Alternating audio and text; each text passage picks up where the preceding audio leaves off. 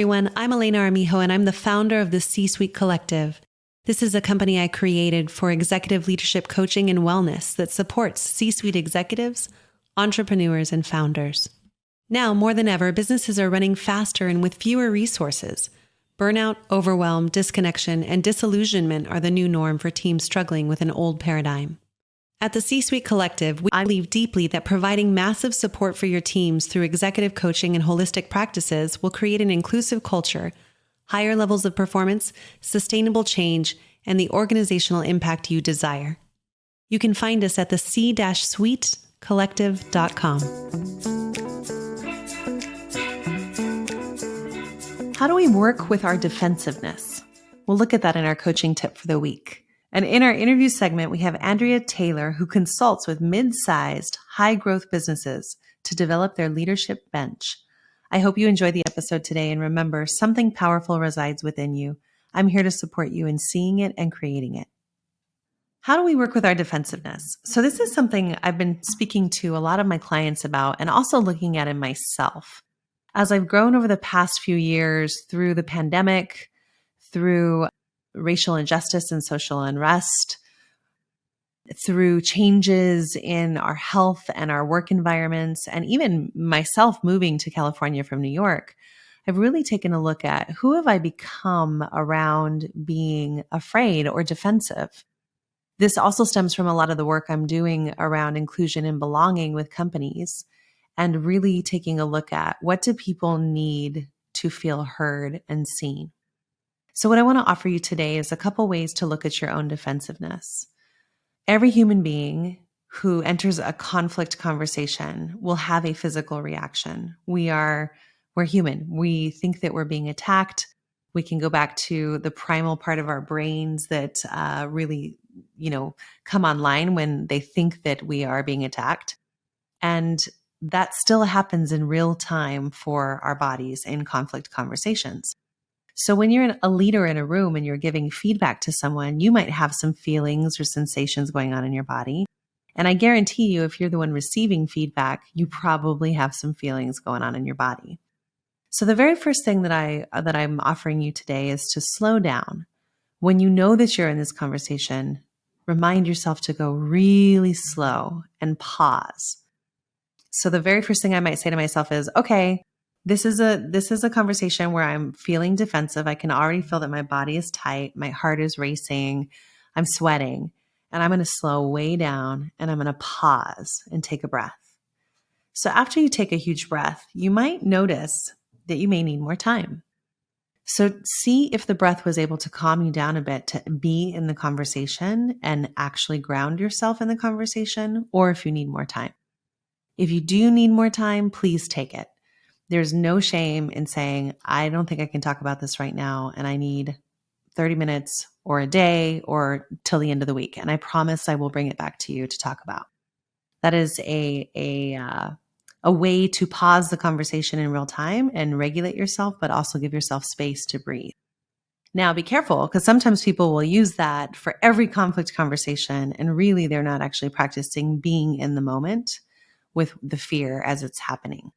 So take a look. Do you need to pause and breathe, or do you need to pause and actually stop the conversation for a moment? The next thing is remind yourself that the person you're talking to, you actually want to be in relationship and partnership with. So in a situation where it's an employee and a boss, remind yourself that your boss wants this to work and you want this to work. So it's just another way to ground and regulate yourself outside of a fear-based conversation around I'm being attacked or I'm not safe. Now, granted, sometimes feedback conversations, especially nowadays with the recession, may lead to something happening where you're being let go. And if that conversation is happening, remember, you're going to have the same feelings and sensations that you would if it's just a normal feedback conversation. So pause, slow down, breathe. The last thing is, if you're still feeling defensive about something, I would take a look at if you're willing to change your opinion of what's being talked about. If you're not willing and you have a strong stance around the way you feel, but you're not willing to be open or listen to a new lens or really hear the other person, then you might need to own that, because the conversation is going to keep being defensive if we can't lower that shield or lower that guard that you have against the person to really take them in and really feel what's going on together. Andria, thank you so much for being here today. When you were introduced to me via John Beethan, who is my amazing podcast team, him Yes, and a whole bunch of other people, right? We were connected through him, and I was so excited to speak with you the first time we met because you have such a light about you, and courage just pours through your voice and your soul and your heart with what you're doing in the world. So thank you for being here. Elena, it's my pleasure to be part of the collective corner. Such a pleasure to meet you. And yeah, I just appreciate those amazing words. I would say courage is one of those words that defines me. Sometimes I jump into spaces. Yeah. And because they're really important to me. And whether it's motherhood that we were just talking about briefly or leadership development, just things I'm really passionate about and love talking about. Yeah, well, I would love to just jump right in. Well, happy belated Mother's Day. Thank you. So you were just sharing. Do you want to share a little bit about your twins or anything? Sure. I have twins that are now 18 and a half. And it's that time in life where they're starting to forge their way into the world and decide what they want to be and where they want to go. So, it's both. I remember I had a friend when I was in a Mothers of Twins club when the kids were little.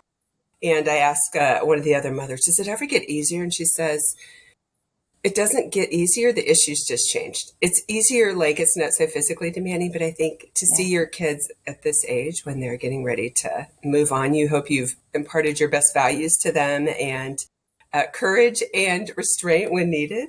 So it's really exciting to see them at 18 and a half. One's looking at going in oceanography and the other wants to be EMT firefighter. So, I love it. It's exciting. Yeah. They have big hearts. You can tell through what they want to do in the world. They do. Well, how has being a mom, especially a mom of twins, we've got some twins in my family. I've got a set of cousins and my aunt gave birth to twins. So we are no stranger to twins in our family as well. How has being a mother of twins helps develop you as a leader in the world? That's a great question. So I think a couple of things, particularly because I'm a single mom.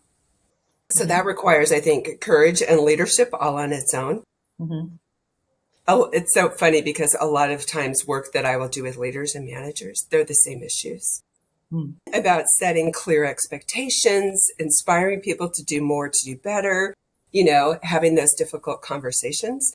So I think it's encouraged me really to be the best I can be as a leader and to do what I really want to enjoy doing, which I'm doing in my work now, because that's a model for your children. And, early on, I got to spend, the first, I'd say 4 years with the kids when they were little. And I moved back to Napa where my mother is, and she was a huge support. She's a huge role model. So, and then I went back to work full time. And, I feel some moms struggle with that, but I feel like that's who I want my kids to know, that moms can do both. You can be a great mom, and you need to lean in some seasons in with work and some with the kids and really balance those needs. One time in a job interview, Elena, somebody said, so how are you at multitasking? I said, well, I'm a mother of twins. You're like, welcome. That's what what I do best. So, yeah. That's really great. Well, tell me a little bit about what you do. Tell me about your company, because I want everybody to know about that and what your sweet spot is with leaders. Okay. So my company is called TalentXponential. So really building leadership within companies rather than buying external talent. It's so important to develop leaders from within. It just does so much for employees in the company to know they have a career pathway.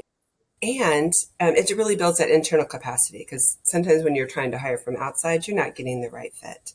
So that's really what I love doing, is like helping particularly mid-sized companies, because they don't have a strategic HR partner.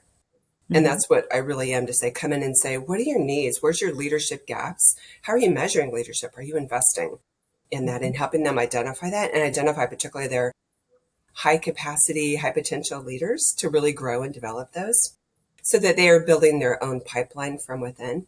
And I was just reading, I have a friend who's an executive coach, and she's working with some big name programs. And, a lot of big companies invest in leadership, but a lot of mid-sized companies where, I'm leaning into help is they don't know what to do. They don't know how to do that.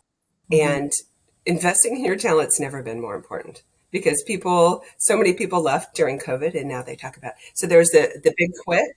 There was now it's like the quiet quitting where people are just not as investing in much. So if you engage people in their own development and give them the opportunity to do what they do best, that's what I really enjoy doing. Yeah, I love that. And that's something you and I connected over very early on is with the C-Suite Collective, doing the same, changing culture from the inside out with leaders. And I love that you're focusing on mid-size because we are as well. And what are some of the challenges that you're seeing today after the pandemic, after hybrid workforce, after social and racial, justice conversations? Where are you at now? What are leaders talking about now that you're seeing?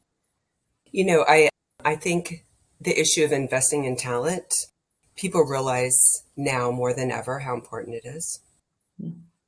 I was just reading an article because I try to stay up on like the latest trends and what's going on, but it has shifted really from just keeping people, seeing, you have your stable workforce, and like through the pandemic and the issues with racial justice has really like you shifted culture from inside. And a lot of companies are kind of swirling. They haven't really landed. I've done some work with large healthcare companies where like they're trying to figure out how to address those issues and, work with a hybrid workforce. There's a lot of issues. And I think that there are so many significant changes that are going on just in the very nature of work and how we work and what people are doing to try to respond to that. I mean, it's a whole new frontier in some ways. And yet the basic principles, I mean, I feel like one of my deep values is people should do work they enjoy. They should love what they do. Right. And so helping people find that sweet spot that you were talking about so they can do what they do well and contribute to a company is really important. And so helping companies just identify like what are their needs, who do they have to develop and really grow and develop that talent. It's just interesting that the whole nature of work is just really changing. And so how do we really help support that, from where you and I sit to help people build cultures that are resilient. My new term is like sustainable leadership. Elena, it's like we've got to be sustainable as leaders, right? Yeah. How do, like you were just talking about feeling nourished from your weekend. How do we stay nourished? How do we stay whole so that we can lead well? Because it's not just about, I think more and more you see that you hear about empathetic leaders and how important it is for leaders to be compassionate. And I love Brene Brown's, her like, compassion is empathy plus action. And that's what we need leaders to be doing. But then how do we, not only are we sustainable, but how do we build a sustainable workforce? So how do we build the capabilities and the hearts and the minds of leaders behind us so that they can lead well in companies? Well, and what's your vision for a sustainable workforce? Because I love that you broke down your definition of that. And then what will that lead us all to? Like, what do we get if we have that sustainable workforce? Yeah. So I think for leaders ourselves, because you hear there's so much burnout, and particularly because I've been around healthcare a lot in the last 11 years, and it's such a difficult spot with the pandemic and not having enough talent, just people leaving because it's been such a difficult place. Yeah. If we are able to create sustainable leaders we have to invest in people, we have to give them the opportunity. And so I think that helps create resilience and strength when you're leading from a place of what you're good at and what you love doing and knowing that you're making a difference. I mean, for me, that's one of the things, if I can help a leader feel more capable, more effective, do a better job of having conversations, seeing who's next in line so they can invest in others, that makes them feel much, more capable and stronger. So they're going to be able to be more effective. I think for sustainable workforce, we're going to have to examine more of those. What works hybrid? What doesn't work hybrid? What are some new ways we can do work? The whole gig economy is huge, even within like large organizations using that part-time work. So I feel like we're kind of I don't know what the future looks like, but I think it really matters a lot if people really enjoy what they're doing. If leaders support them in doing what they do best, I think giving some flexibility, working with people, what works for them and will lead us to a better future in work. So I think it's really still in the midst of that. I'm sure you see that too. I do.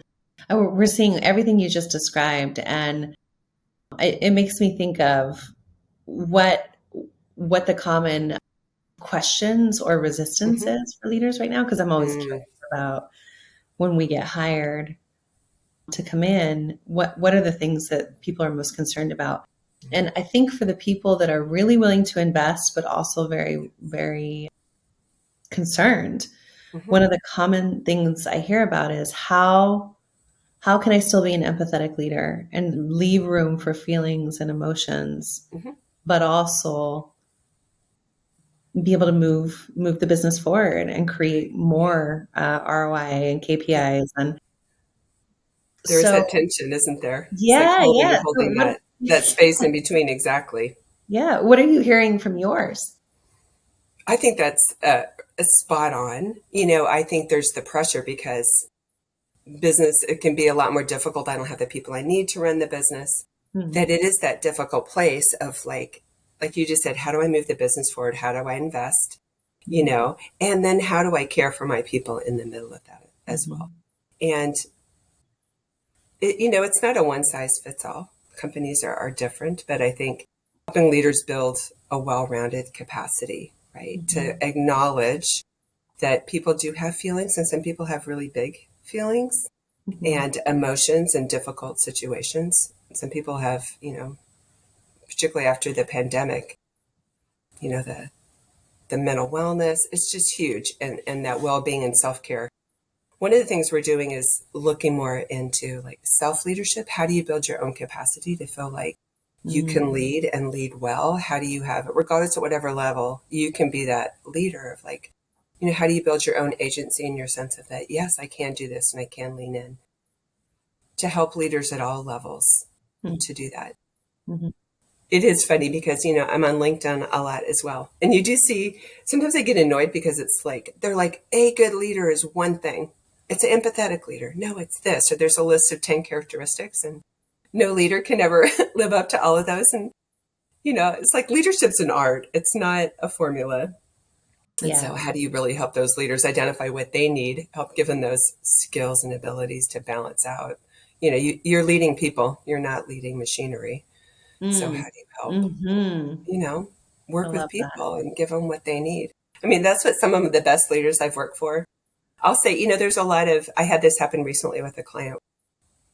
We were working together and she gave me some of the most targeted, specific feedback I ever heard that, I've had recently about my work.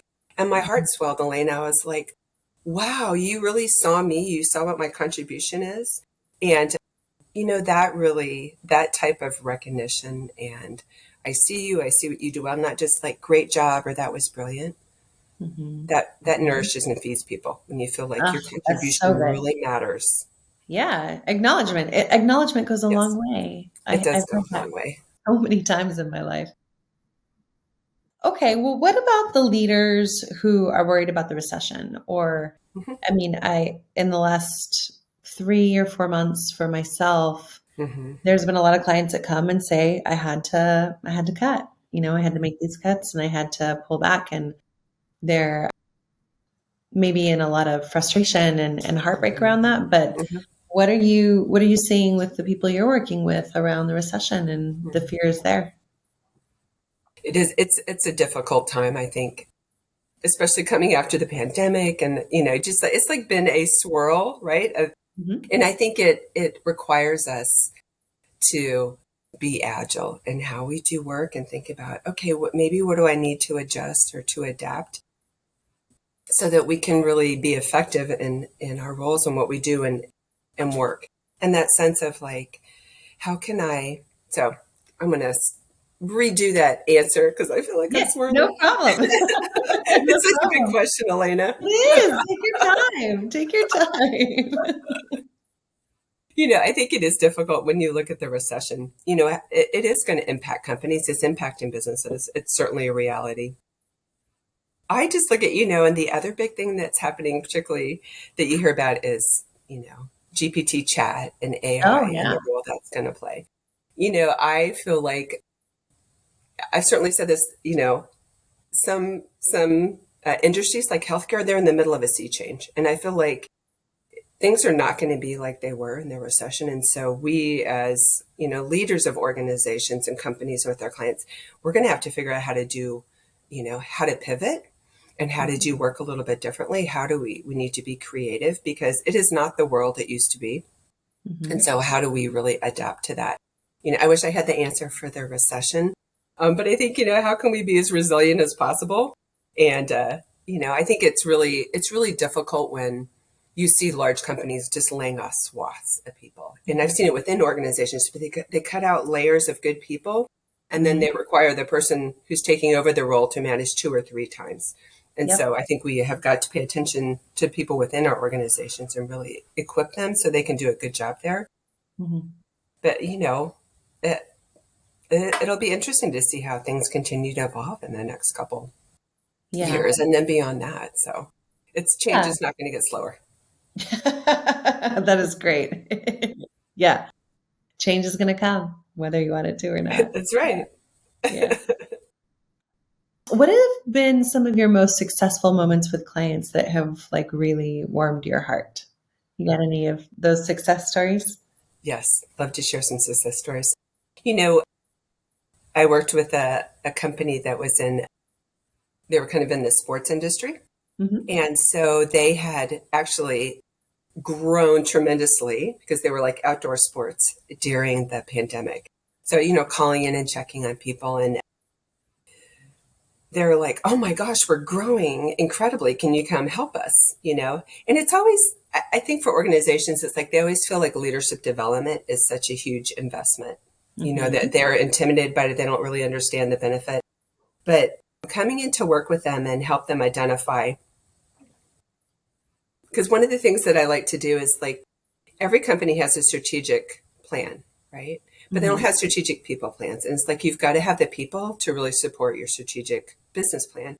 And so helping them match what their needs are. And they had actually hired somebody from outside in like a chief marketing role who was just not a good fit. And rather than looking internally and getting ready, building those people. So we worked with them to help. They'd already hired the person, but really helping the top level of the executive team work well together and identify, and then helped them really build a plan. It's like, okay, well, what do you need to do people wise, in the next 6 months? What do you need to do people wise in the next, couple years? So they have like a plan, and then who can help fill those roles. So that really helping them identify inside who's their best talent. Yeah. And then I run leadership development cohorts, and so we had 70% of the leaders that went through, it was like a 6-month program, within a year got promoted into another role.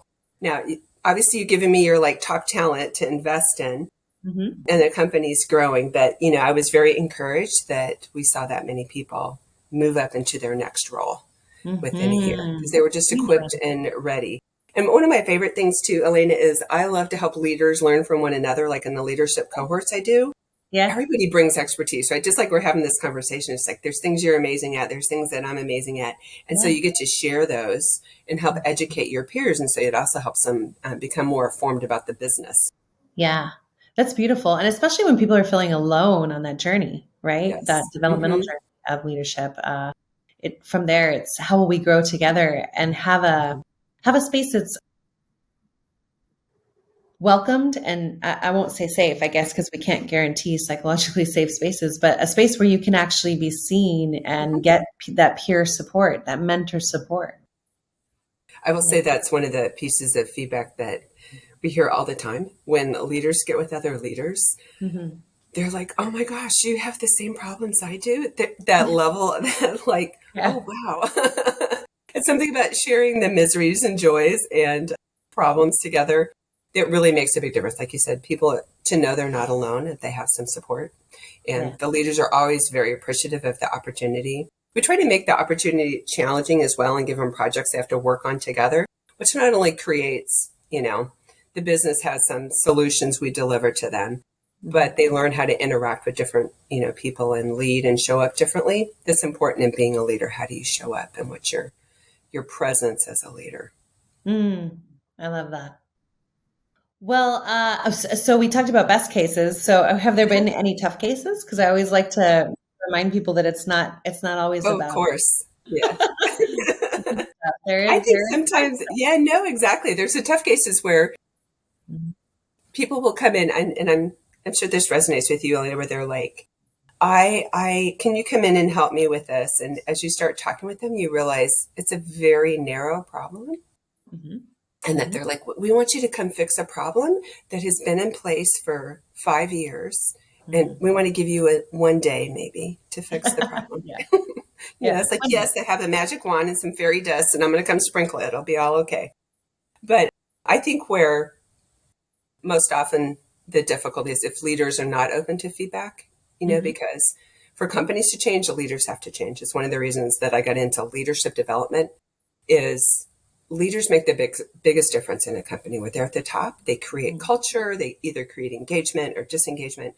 And sometimes those leaders just aren't willing. They want to fix everybody else, but they're not willing to have that feedback and invest in that. So those are Mhm. the difficult cases where it just doesn't really go anywhere because there's really no change.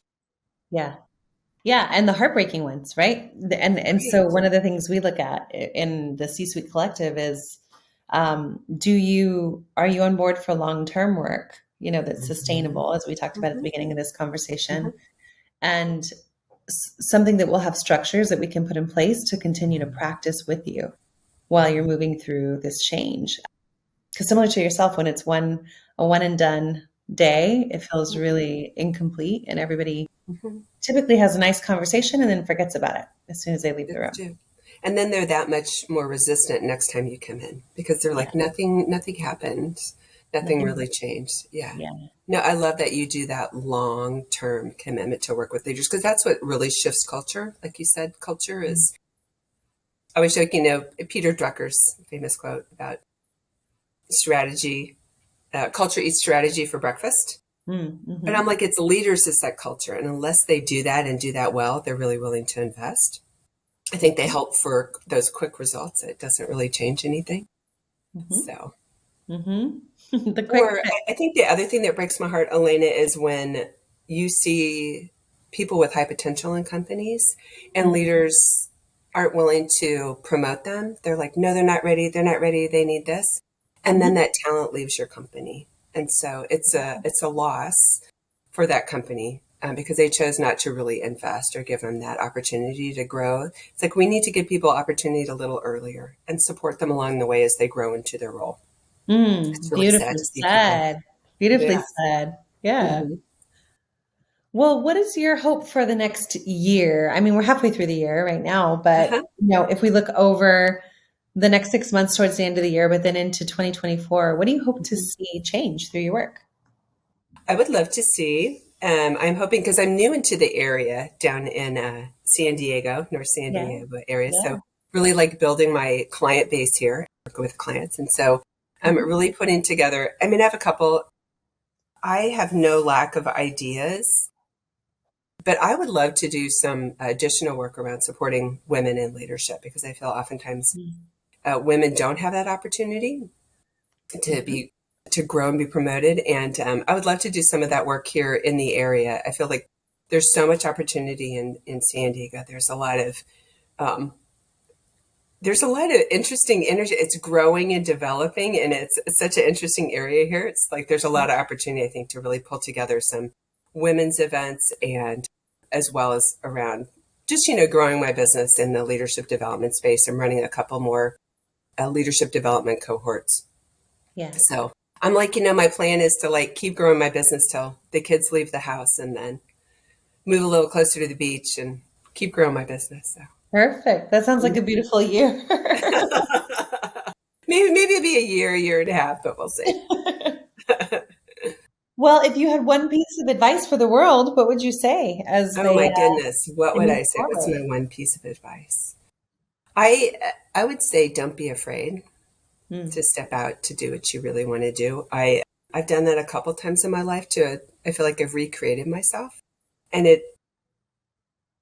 don't be afraid to take that step. Get the support you need around you, the talent, the other people that build into you. Because I don't want to live with those regrets that I didn't try. It's that same thing moving into my own business. It's a big step. So I want to encourage women to go back to the courage. I was like, be courageous. You can do more than you think you can do. That's beautiful. Oh my gosh. Well, thank you so much for sharing all your wisdom, Andria, today, and also your hope and what your superpower is. You're such Thank a you, courageous Elena. leader, as I said in the beginning, and the organizations and leaders all over the world are lucky to work with you. So thank you so much for being with us. My pleasure. Thank you, If Elena. this conversation sparked something for you, let it move through your week. Take it with you. Take on one small action to move the ball forward. And if you want to join our community of leaders who are daring to lead with courage and heart, you can find that at www.elenaarmijo.com or www.the-suitecollective.com. I reserve a small number of complimentary 20-minute sessions for leaders who want clarity on what they need and insight into what is getting in the way. The practical next steps that create real movement and results in your leadership journey. So you can schedule a call through the link below. It's in the description. Like, subscribe. Thank you for listening, for showing up, and for doing the work of being human together.